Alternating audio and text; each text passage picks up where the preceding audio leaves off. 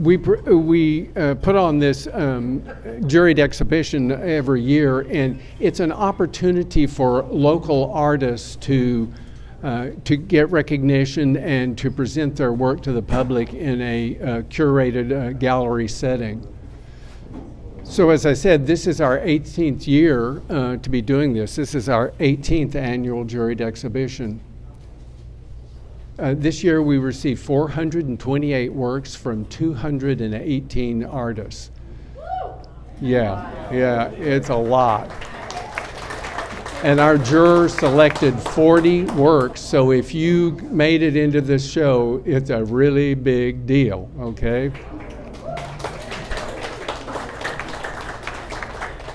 Also want to tell you that 50% of the sales proceeds, from this exhibition goes to our community partner who is with us tonight, and you'll be hearing from them in a minute. And the other 50% goes to the artist.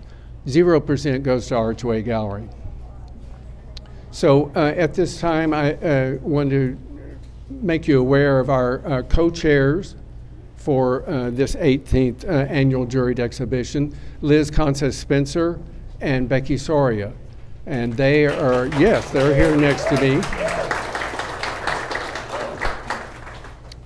And they are going to tell you a little bit about the exhibition and introduce you to our community partner. Here's Liz.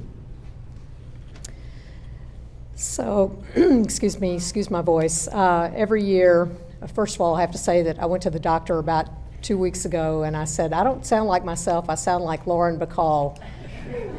And this young 30-something doctor said, oh, who's that? Oh, make me feel old, please, make me feel. And then I said, well, you don't know she was married to Humphrey Bogart? And he said, no, who's that?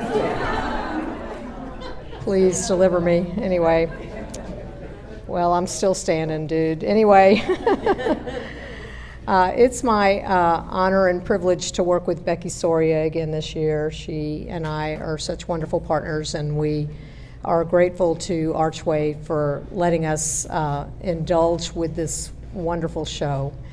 I became aware of our community partner, Friends for Life, probably a couple of years ago. I have a friend who availed herself of some of the adoption services that they offer.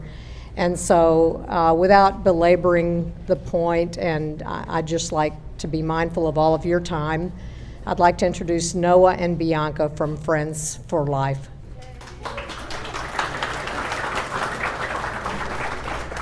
Hi everyone, I'm Bianca. I'm the Donor Relations Coordinator at Friends for Life, and I just wanted to say thank you to everyone who came here tonight. Thank you, Archway Gallery. We're beyond honored to admire this beautiful art and to share a little bit about our mission tonight. So Friends for Life started in 2002 in the Heights, and we're actually the first no-kill shelter here in Houston. So what that means to us, I'll share a brief story. There is a dog named Callum. He's a pit mix. He's totally white, beautiful dog. So Callum was born in a shelter, not at Friends for Life. Puppy, he was in his prime. Because puppies, they get an unfair advantage at shelters, am I right? I mean, they're small, they're cute, people want them. So when Callum got a little bit older and a little less desirable, well, at that shelter, putting him down was an option, and we just couldn't let that happen. And so at Friends for Life, we intervened, we took Callum in, and he spent the next 13 years in a shelter. 13 years, no home, just waiting to get adopted. And we really believe in our name. We mean Friends for Life. We mean for life. So that didn't mean that we were going to check the cost-benefit analysis and see that this dog isn't making us enough money or he's taking up too much space, eating too much food. This meant that we were going to home this dog and give him the love that he deserved until he found his forever home. So I'm happy to announce that Callum has officially been adopted. He was adopted earlier this month, and that's what we do at Friends for Life. We give animals chances that they wouldn't have at other shelters. And we do that through our initiatives and through our community outreach. So we like to think of ourselves as the Silicon Valley of sheltering. We're all about getting new ideas to old problems. So I'm sure a lot of you here in Houston have seen stray animals, stray dogs and cats. We have to deal with that issue at the root of the problem. So we offer services like trap, neuter, and release. We offer services through our new mobile surgery unit that actually just started yesterday. We had been working on it for years, and yesterday we had our first surgery day. We had 25 neuters and spays of cats totally on site, which will cut down on costs, no transportation needed. And we're able to provide that to the community at no or little cost. So initiatives like that. We also have a community food bank where no questions asked, no proof of income or tax receipts needed, where we will totally give you the food and the beds and the resources you need so that we can help pet owners help their animals to keep them off the streets. So that's what we do at Friends for Life, and that's what your donations are contributing to.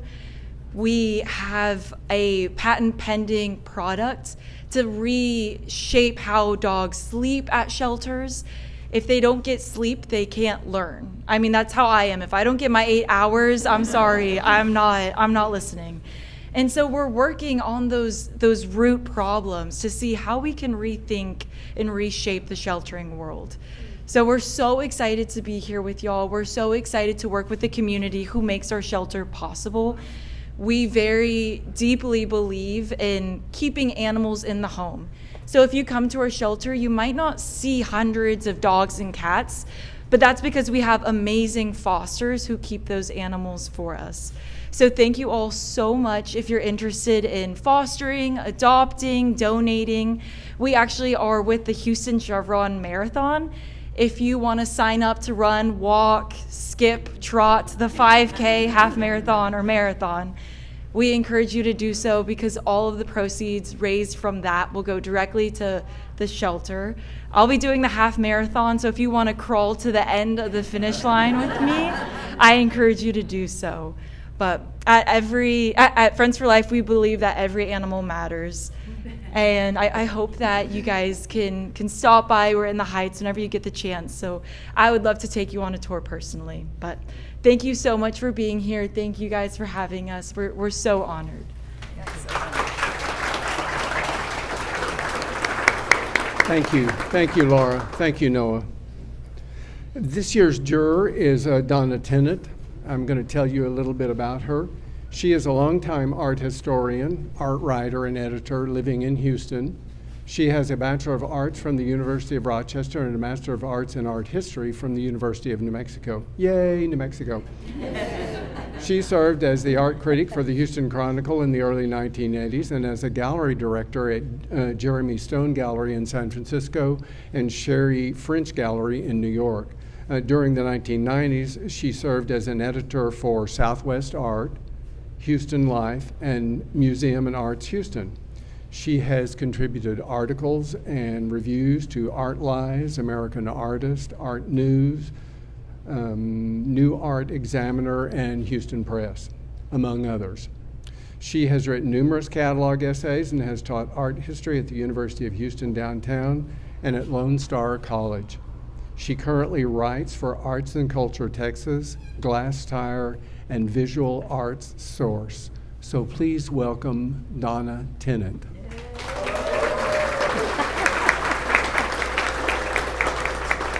Thank you. Thank you very much. Can you hear me? Yes? Well, it's been a great pleasure to serve as juror for this amazing gallery. And thank you to all the organizers of the show and to the artists who submitted their work. So selecting 40 works of art from 418 was definitely challenging and rewarding. I spent quite a bit of time with each piece, and because I know the time and effort that you all put into those pieces. I chose many of the paintings were chosen for their originality, their unique perspective, subject matter, as well as the sensitivity to light.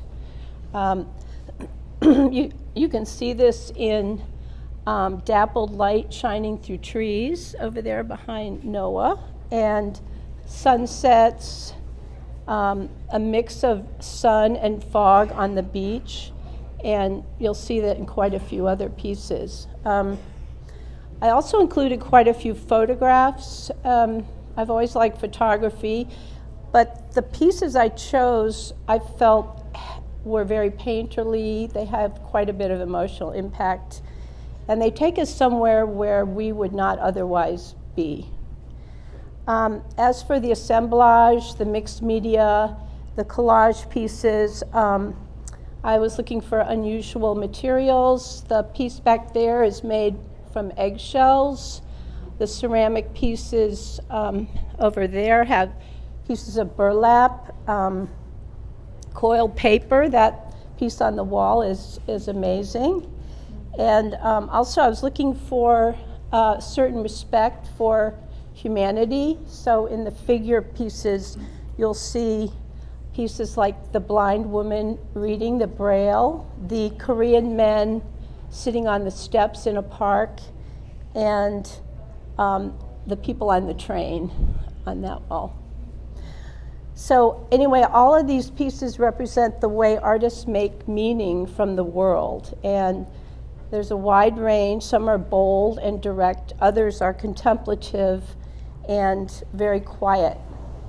But together, I hope they represent the power of art to connect us through memory, imagination, and emotion. So thank you.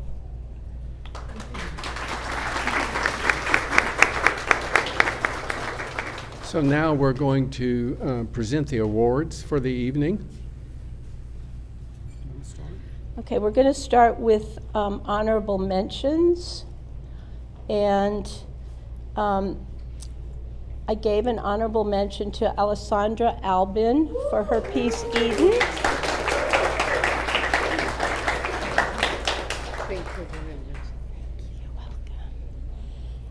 Maryanne Keeling, Blues in the Marsh, which is the heron behind, right over there.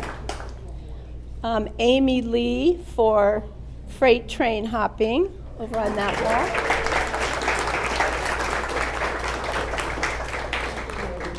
Julie Mahler for Shades of Gray. Is Julie here? And Syalisa Winata for The Story Beneath Her Fingertips. Here.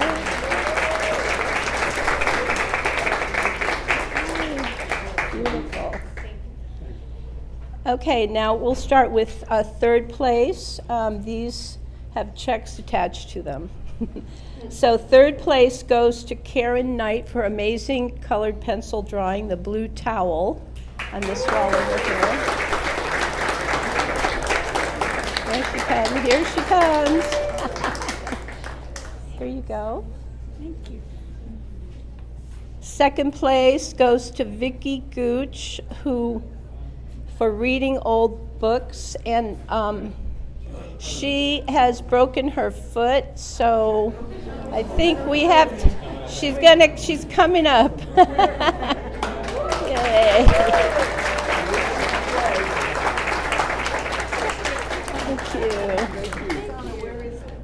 Oh, it's right just on that wall around, just facing the street. And then first place goes to Paula Vento for This Is the Way. And that's this diptych right here.